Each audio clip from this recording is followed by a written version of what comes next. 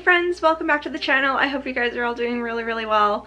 So another super laid back video today, and this one has been a long time coming because this is my worst reads of 2023 video, and typically I usually put these out around the end of December or beginning of January. So I usually do my best reads of the year and my worst reads of the year, and I did my best reads of the year, and then we just moved on to some other things. I was talking about recent reads and book hauls and challenges and all the things, so this one just kept getting bumped down the list, but we're doing it now. I believe I have 6 on this list, and so of course these are just, you know, my own opinion. I'm never going to tell anybody to not read a book, but for me these were my biggest disappointments of the year. So 2023 was overall a pretty good year for me reading wise. I didn't read anything that was like, you know, knock it out of the park, like I'm never gonna stop thinking about this book kind of thing.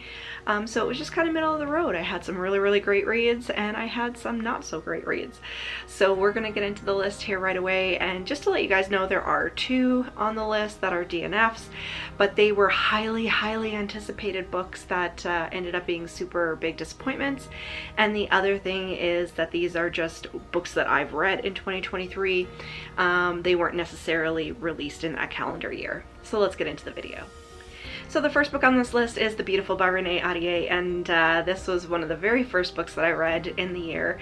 And did I do this one? I think I did this one as part of the Gothic Hearts Reading Challenge last year, last February, and I had heard a lot about this book on BookTube, and I actually bought this one and its sequel, The Damned, and the covers on both of these books are absolutely gorgeous. So it was one of those things that it's a vampire book, it takes place in New Orleans, it has beautiful covers, and I was just super stoked to pick this up, and it really didn't do it for me. So I just found that the main character was super annoying, and it didn't really capture as much of New Orleans as I wanted it to. And then there was parts of the book that, and this is like totally subjective, I mean a lot of people must have been okay with this, but there were parts of the book that were like certain sentences or paragraphs or whatever were written in French, and then there was no English translation. So for me personally, I do have a working knowledge of French.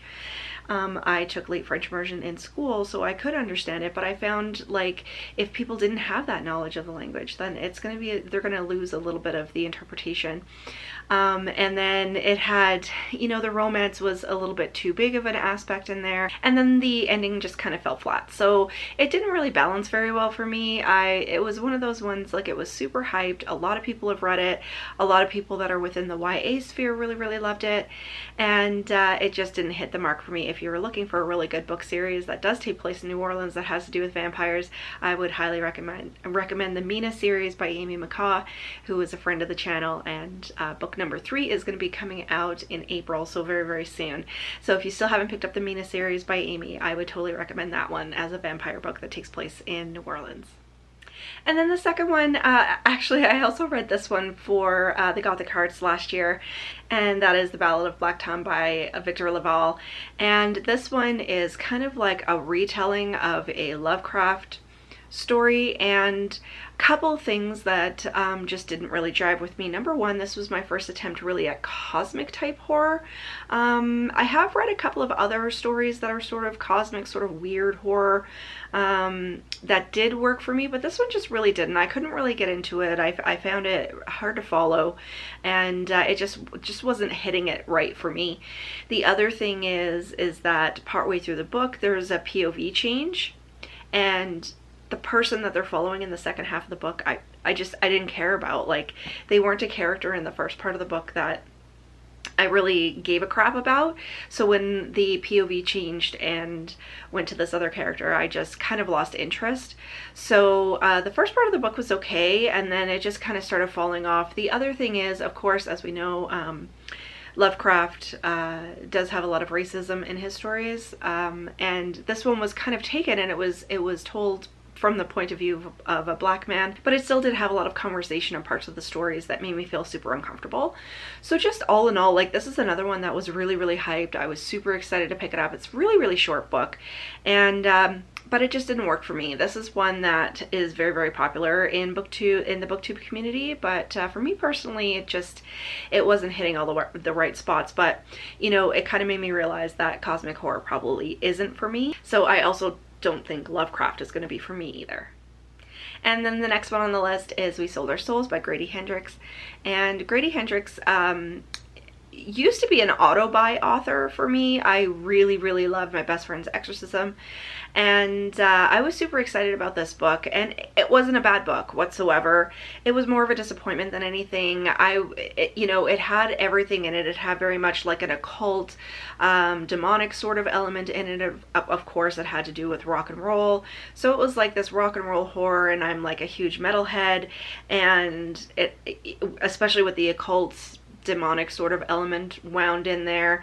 I was really, really looking forward to this one, and it started out pretty good. It just didn't flow to the way that I wanted it to go, and that's okay sometimes, but in this case it started to get really weird towards the end. Like, it built to the climax, and then it just started getting really weird, and it was hard to follow, and it was hard to understand what was going on, and yeah, it just kind of fell flat. So it's funny because Grady Hendrix is going to be on this list a little bit later as well. So I have kind of moved from, hey, I love Grady Hendrix, down to he's sort of on the fence for me now. So I'm probably going to continue to pick up his books and just see if if I'm really into it. But for this one, it just really didn't do it for me. And unfortunately, I read it as part of like my religious horror month, and I had loved so many books that I read that month, and this one just really, really didn't do it. So another one that I would recommend instead of reading this one, if you're looking for, and this isn't within the horror sphere, it's actually a nonfiction, but there is one called Season of the Witch, How the Occult Saved Rock and Roll by Peter Bebergal. And this is a fantastic book. If you're into rock and roll history and you like occult sort of elements, I would highly recommend that one. And next up on the list is The September House by Carissa Orlando. So I ended up buying this one almost immediately after it came out. I downloaded it on my Audible, and I was really expecting, like, when I read the synopsis, it was very much put out as like a haunted house, Amityville, walls bleeding. In September, everything ramps up in the house and the family is super scared and everything, sort of horror book, haunted house horror book. And unfortunately, that's not the road that it went down. So I picked this one up because it was like we were going right into spooky season, and I wanted haunted houses, and it just fell flat for me. So this I would describe kind of as a domestic drama with comedic elements that's kind of wound around this haunted house. So the horror really wasn't there for me. I would give it thriller at best. And even with that, like, there was no suspense, there was no fear, there was no apprehension. The atmosphere wasn't what I would expect for a horror or thriller book. And then, so it was very much put as like a domestic thriller with a comedy wound in there. And then I really didn't like the characters, so especially the character of the daughter, who had moved out and from her parents' house. Now they're living in this haunted house, and the daughter came back to visit because something had happened between the mother and father, and she came back because she wanted to know what was going on. And she came in like a blaze of glory, and she was telling her mother off and yelling and screaming and swearing and everything else. And I'm like, if I ever spoke to my mother that way, like, there would be serious hell to pay. So I really didn't like the character of the daughter. And then you have this mother who's like, my daughter, who's a grown adult, by the way, like in her 30s, is coming home, and I have to hide all of this hunting activity from her. So like, it's just all of this sort of family dynamic, family drama going on. I have enough family drama in real life. I really don't need it in my fiction. So that's actually going to come up in another book as well on this list.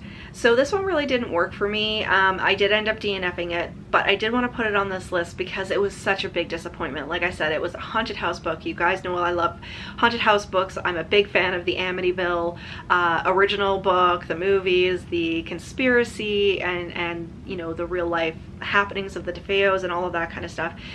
So that was very much what I was looking for, and it wasn't it. It definitely wasn't what it was marketed as, in my opinion. And it's funny because Nakia from Nakia's Hideaway also had this on her most anticipated books, and she was super, super excited to read it, and I think we DNF'd it almost at the exact same spot. So I know it wasn't only me that was kind of let down by this one, so I did want to put it on here because it was such a big disappointment. And then for the second Grady Hendrix book on this list, I have How to Sell a Haunted House. And of course this came out, I think January last year, so it was like right at the beginning of the year. I didn't pick it up at the beginning of the year. I think it was probably late summer, early fall when I picked this one up. And really super excited about this one as well. And like I said before, Grady Hendrix is an auto-buy author for me, so I was super, super excited for this one to come out, and it had gotten stellar reviews, like 5-star reviews from a lot of people that like are within our horror tube community. And so I was super, super excited to pick this one up, especially because it had, well, in this case it was puppets in a haunted house, but it did have that kind of creepy doll element that I was looking for as well. So unfortunately this one didn't work for me either, almost along the same lines as why the September House didn't work for me. So I ended up DNFing this book as well, and it was because there was this brother and sister, and their parents had died, and they were looking into selling the house. And their family dynamic, like I'm, you know, 12 chapters into a book, and all it is squabbling and fighting and drama and everything between this brother and sister. And the way it was described to me was, yeah, but once the horror starts, it's actually pretty good. And so I tried to stick with it and to get to the actual horror part, but I just couldn't do it.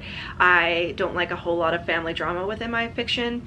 So because the entire first part of the book was like that, I just ended up putting it down. It was actually making me really upset and just really frustrating. So I ended up putting it down. And it's funny because Jackie from the Jersey Ghouls podcast sent me a message on Instagram, and she was like, hey, if you're not gonna pick this up again, I'll tell you what happens in it, basically. So she gave me like a summary of the book, and I was like, you know what, I'm really glad that I didn't pick that up again, because, you know, I'm really glad that it worked for a lot of people, but I don't think, even if I had stuck with it, I don't think it would have been for me.